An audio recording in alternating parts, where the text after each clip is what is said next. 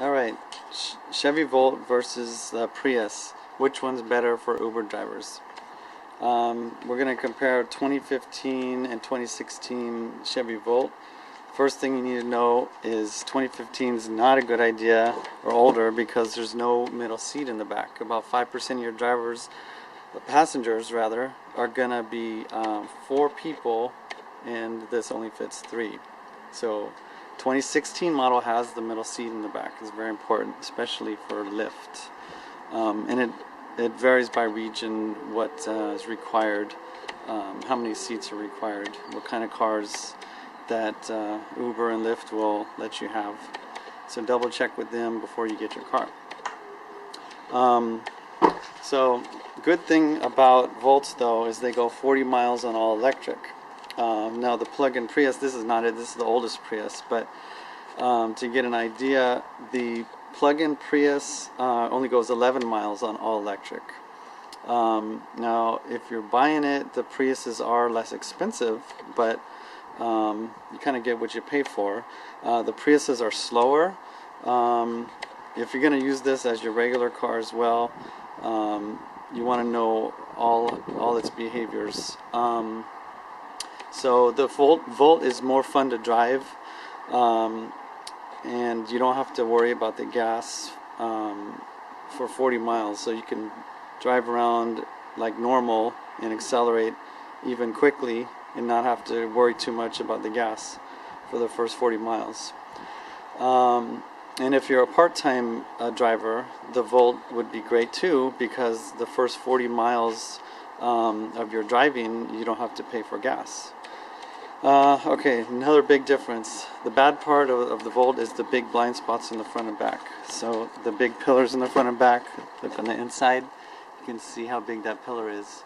And in the back corner, right, there's some big blind spots. You actually have to lean forward in the Volt to look around the pillar when you're making left turns. That's a dangerous turn, and bus drivers and UPS drivers do run over people making left turns.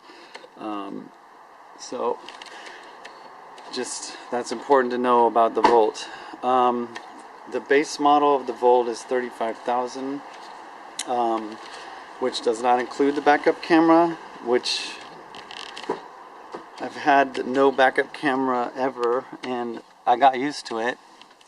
There's a little window in the back so you can see pretty good when you're backing up, and it's quiet when you're backing up. So if you just go slowly while you're backing up and look and listen, you're probably going to be safe. You can add the camera for about $800 if you want to. What are the other big differences? The pillars are a lot smaller on the Prius. The old and new Prius have great visibility. The newer one adds a little window in this corner down here.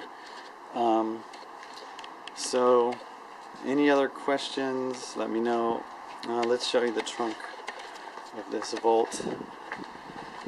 Alright, so it gives you the 110 plug-in. It's in here. I've got it plugged into my house over there. There's no spare tire, but they give you this pump.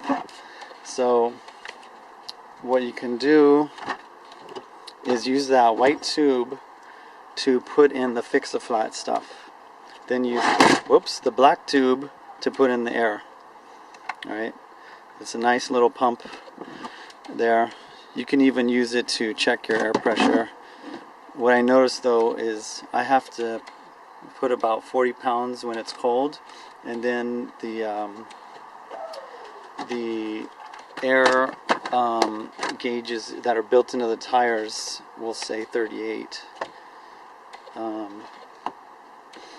Okay, these little pockets on the side, I put a little vacuum cleaner with the cigarette lighter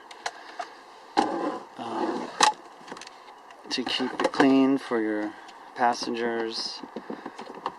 And there's another little door over here. You can put a little toolkit in or something, or a can of Fix-A-Flat.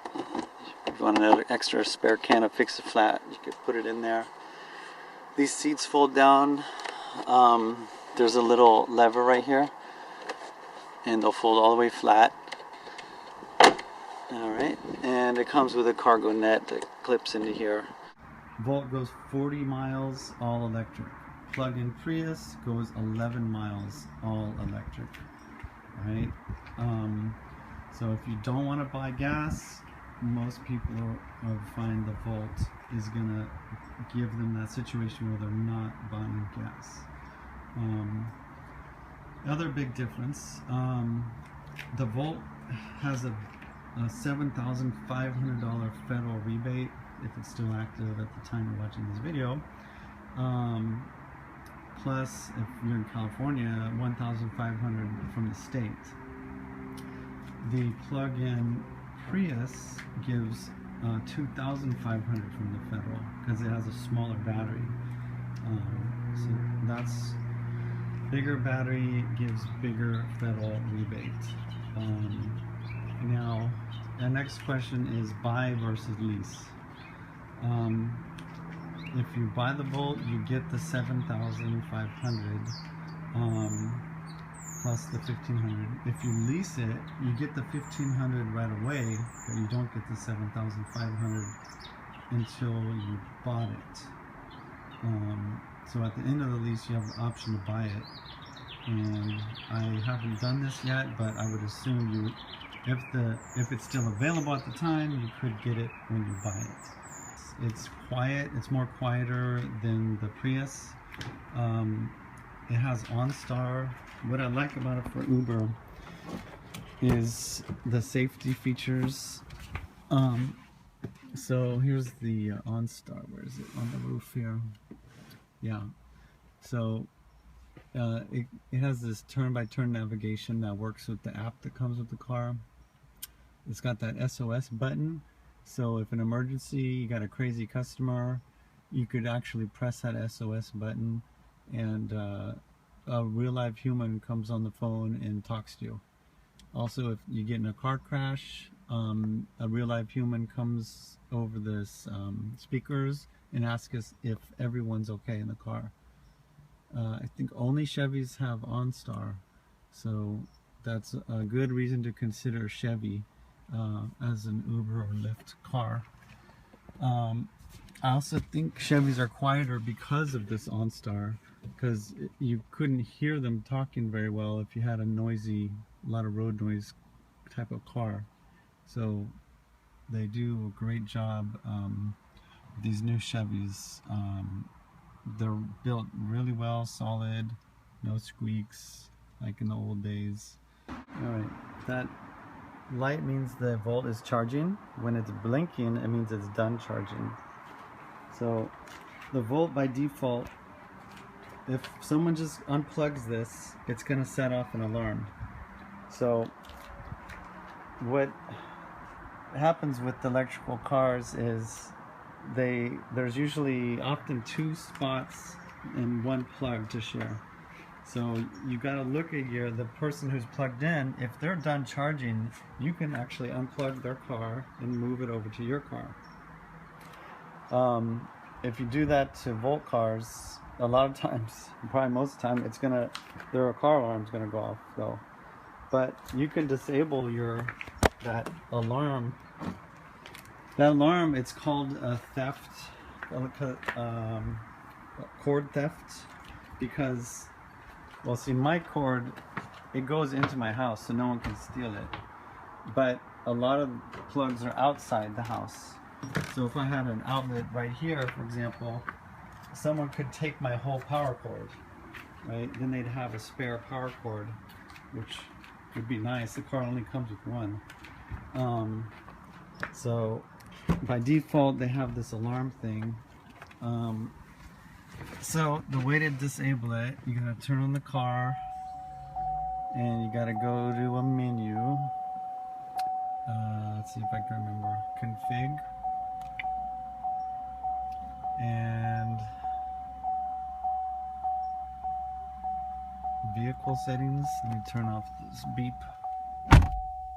Alright. Comfort and convenience. Charge cord theft alert. So you click down on this middle button See, and it'll uncheck it for you. Right, there's other settings you might want in here, but that's a big one, especially at work. A lot of people share the electricity. All right, when you park your car, if you're at home and you only have 110 volts, what you do is you hit this leaf and it brings you to these electricity menus. So from this charging menu, you click this level button. You want to make sure it's on 12 amps. It defaults down to 8 amps, and that heats up your house wiring less. But if most newer homes, they have 15 amp circuit breakers, so you're going to be fine with this 12 amps, and the car's going to finish charging a lot faster. If you use this, you probably don't even need to get those fast chargers installed, which cost about 500 bucks. So, but you just have to remember to click this every time you stop the car. So you just click that. You don't have to click back. You just turn off the car, and then it's going to remember the 12 amp setting.